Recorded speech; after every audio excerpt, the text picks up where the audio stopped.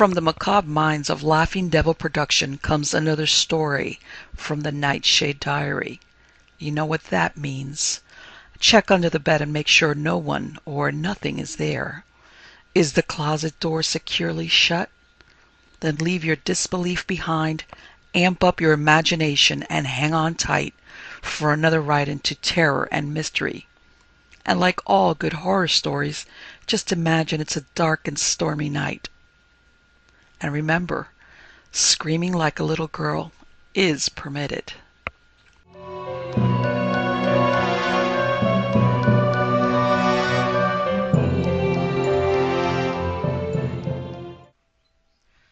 Poltergeist stories.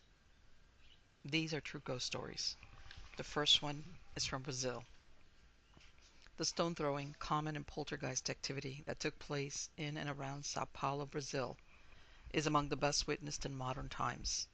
Occurrences were observed by a police inspector, a priest, an attorney general, a number of school teachers, numerous journalists, and even some physicists. But the poltergeist attack on the household and family of Dancy Centro was one of the most savage and disturbing of all. Like the great flood of the Bible, it lasted for 40 days and 40 nights. The disturbances began on Sunday, April 12, 1959. Don Cede's wife, Dona Regina, and her maid Francesca were preparing the noon meal. His 3 children were playing in the front hallway of his Sao Paulo hacienda. Don Cede himself was seated in his favorite chair reading a newspaper. Suddenly there were 2 sharp thuds. Astonished, Don Cede called to his wife in the kitchen. "Was that the children? What are they doing?" "I don't know," Dona Regina called back. "I'm very busy. Can you go and see?" Don Cede sighed, put down his paper, and strolled out into the hacienda's main hallway. There he discovered his children cowering and almost in tears. "Father, somebody's throwing stones at us," said one of the children. Don Cede saw 2 stones lying on the floor. He bent over and picked them up. "Did you see who it was?" he asked. "No," said another child, shaking his head. "They just dropped down beside us." Frowning, Don Cede thought it over. This part of the hallway opened into the courtyard. Someone could have tossed the stones out from there. Maybe some friends or acquaintances were playing a practical joke. Don Cede went out into the courtyard, but he could see nothing amiss. He had been outside for only a couple of minutes when he heard shouts from the hacienda. Don Cede rushed back inside and discovered more stones and rocks falling in the front hallway, the drawing room, the pantry, and the kitchen. Indeed, they appeared to be dropping all over the interior of the hacienda, except, strangely, in a room where the children had taken refuge. While his household was terrified and took cover where they could, Don Cede remained calm and kept his head. He was not a man who got rattled easily. With great curiosity, almost with a scientific air, he tried to figure out the trajectories of the dropping stones. He examined the walls and ceilings for holes through which the objects might be coming. He found none. Puzzled, he next went the rounds of the rooms and made sure all the doors and windows were shut and locked. At this point, the rocks were not only dropping steadily, but they had also begun to ricochet off the walls. Others rolled about on the floors as if they were alive. Still others seemed to be bouncing up into the air like jumping jacks. Tensely curious about the strange phenomena, Don Cede caught a number of the stones in his hands. They were quite warm to the touch. After he had spent some time running about after the rolling, dropping, bouncing stones, he decided to call in some neighbors to witness the alarming events. Gathering to see the falling stones for themselves, these people could no more explain the bombardment than Don Cede could. They simply stood dumbfounded as the missiles continued to rain down on the luckless household. But strangely, nobody actually got hit by the falling stones. Don Cede put up with the disturbances which waxed and waned in intensity for another 48 hours. Then, being a sincere Roman Catholic, he summoned a priest, Father Enrique de Morais Matos, to try to exorcise the troublesome spirit. In the meantime, the poltergeist activity had become more varied. While occasional stones and rocks still were in evidence, the eerie force had added to its repertory flying cookery, loose vegetables, pots and pans, and other kitchen utensils. Like Don Cid, the priest was an inquisitive man, not given to panic, and he too became more intrigued and terrified by the disturbances. He carefully watched the trajectories of the missiles and noted their direction and velocity. Then Father Matos decided to conduct an experiment with the flying objects. Seeing an egg floating through one of Don Cid's rooms, he managed to seize it in his hands. Then he placed it in the refrigerator. Keeping a close eye on the various poltergeist events, he soon spotted an egg smashing against the wall of the butler's pantry. Oddly, it did not break, but seemed to flutter gently to the floor. The priest picked it up and noted that it was cool to the touch. Hastening to the refrigerator, he opened it and discovered that the egg he had placed on one of the shelves was no longer there. He surmised that somehow the evil force in the house had made it pass through the metal structure of the refrigerator and out into the house. The priest then thought it time to perform the rites of exorcism. When he had completed this brief service, the disturbances ceased for a time. But the poltergeist was evidently only napping and gathering force for a new attack. About a week and a half later, the activity commenced afresh. Stones once again rained down in Don Cid's hacienda. Even though Father Matos repeated his rites twice more, the poltergeist activity always started up again. At this stage of the case, suspicion had fallen on the young maid Francesca, as somehow being the cause of the disturbances. Whenever the events commenced, she seemed to be in or very near the area in question, and in fact, the activity appeared to follow her as she moved from one place to another. Don Cid became convinced of her involvement and kept a sharp watch on the girl's comings and goings. But when he questioned her, Francesca vehemently denied having anything to do with the activity. At length Don Cid had to admit to himself and others that he had been wrong, and that the maid was guilty neither of any trickery nor of causing the events by any natural means. However, some local spiritualists came forward and claimed that the young maid possessed psychic and mediumistic powers of which she had no knowledge. Mischievous spirits, they said, had been attracted to Francesca's powers, and through her presence had caused the falling stones and other phenomena. By this time the Sao Paulo newspapers had gotten wind of the strange occurrences and had sent reporters to the hacienda. Some of them had been struck by the fact that all through the disturbances the uneducated girl had remained unconcerned and completely calm. Though some large stones had only narrowly missed her, she had gone on about her kitchen work. When asked why she had no fear, she replied that she just knew the objects would never hurt her, and they never did. Whatever the cause of this remarkable display of poltergeist activity, it ceased after 40 days and nights. Relieved, Don Cid and his unnerved family once again took up their normal lives in peace and quiet. While little is known of the girl Francesca, she left Don Cid's employ shortly after the occurrences. She fits well into the pattern of many poltergeist cases. A girl in her mid-teens, she was doubtless the focused person about whom the events centered. In some way, probably without her conscious knowledge, the girl was undergoing mental stress and building up powerful reserves of psychic energy.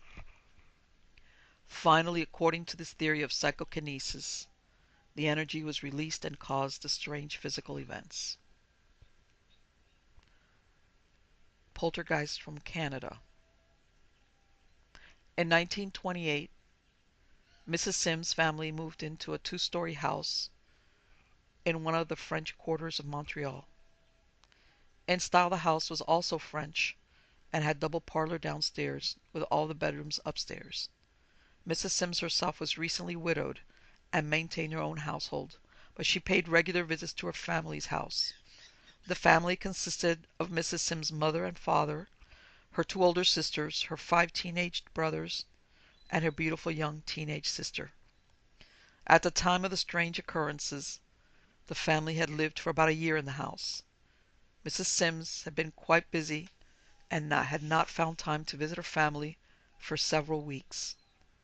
Then one day she got an emotional phone call from one of her older sisters, who informed her that odd things had been happening. Everything in the house that was capable of being tied in a knot had been tied in a knot. Mrs. Sims' first reaction was that someone was probably playing a practical joke on the family. Maybe one of the teenage brothers. But she held her tongue. Her sister said that she had not wanted to tell Mrs. Sims of the odd happenings, hoping that they would soon stop. Instead, they had gotten progressively worse.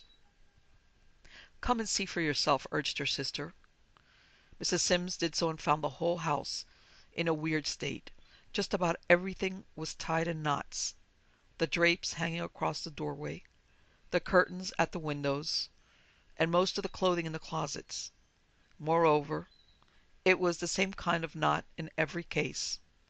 Her family then told Mrs. Sims that the knots had first appeared in the back sitting room, one that the teenage sister was in the habit of using during her leisure time.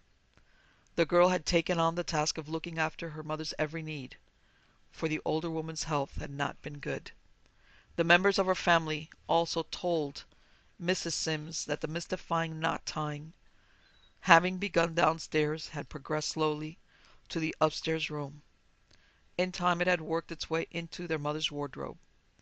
In fact, the mother's finer pieces of clothing were becoming worn out from the tight twisting knots, and as soon as family members struggled to untie the knotted garments, new knots appeared in them. When the phenomena progressed to one of the brothers' rooms, the boys determined to put the mysterious power to a test. There was a long runner or cloth on the young man's dresser that almost surely would be a target for the unseen knot tyer. Before going to bed, the boys placed a number of heavy objects on the runner, among them wrenches from a tool kit, to see if the ghost could remove them and knot up the fabric. The ghost did just that. In the morning, the runner was found in one large bunched up knot.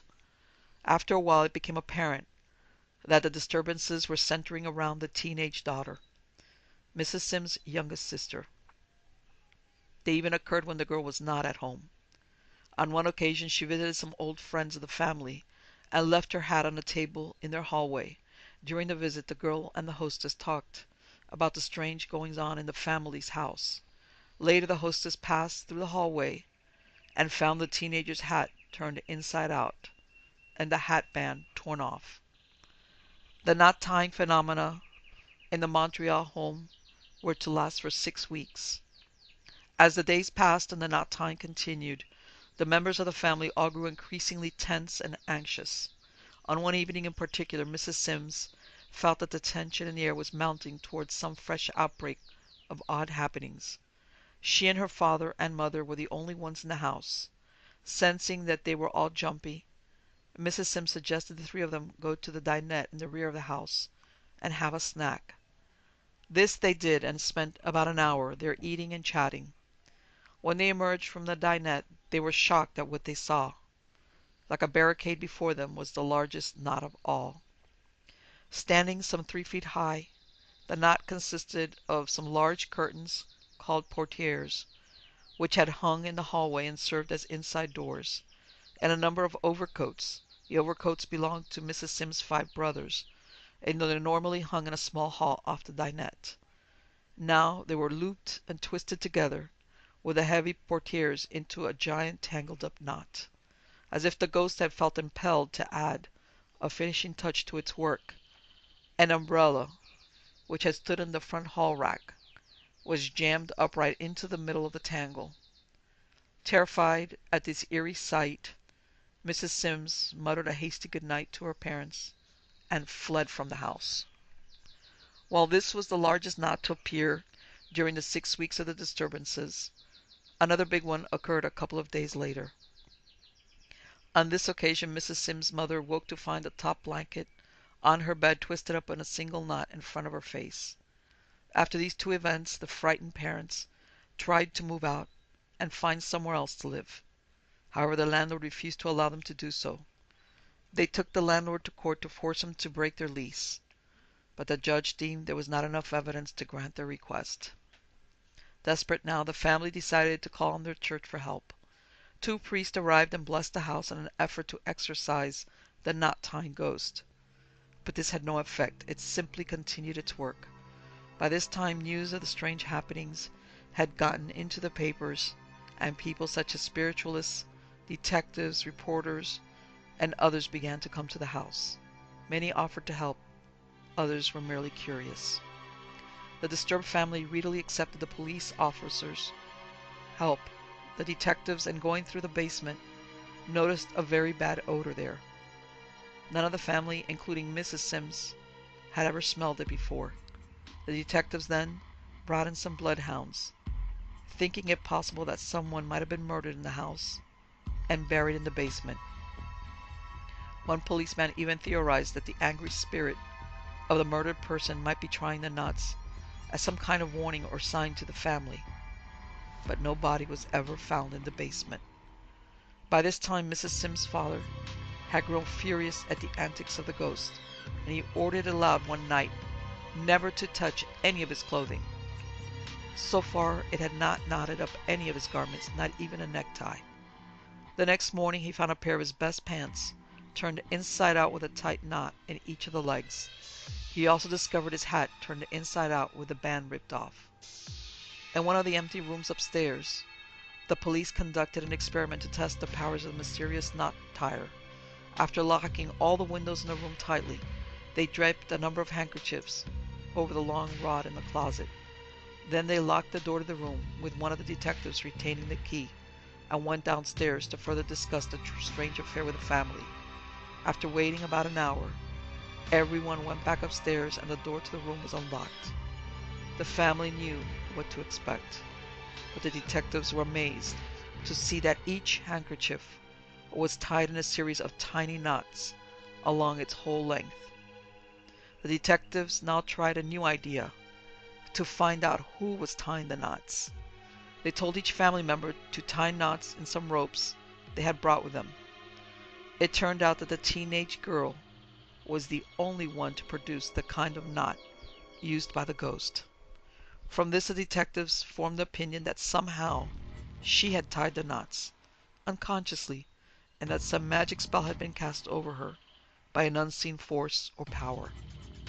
During the final week of the hauntings, it happened that the famous magician and sleight-of-hand artist Blackstone was playing at a theater in Montreal. One evening on a stage, he mentioned this house, which has such a strange visitor, and he said that he would use his powers to remove the spell from the young girl. Presumably, Blackstone meant to do this at a distance without visiting the house. Whether the great magician ever did so, Mrs. Sims and the family never found out. Nevertheless, the next day, things came to a head. That evening, Mrs. Sims heard her older sister call her mother into the young girl's room. The mother went into the room. The others waited outside and could not hear what was said. Later, Mrs. Sims heard her older sister say, "The curtains were blowing wildly, and there seemed to be an eerie feeling about the place." A short time later, the mother left the girl's room in stony silence. Observing her, Mrs. Sims thought at the time that she seemed to be afraid to say anything for fear the young girl might hear her. Mrs. Sims and the others never did find out exactly what happened in the room that evening, for neither the mother nor the girl nor the older sister would ever discuss it. In any case, from that day on there was no more mysterious knot tying, and the relieved and happy family resumed normal lives once again.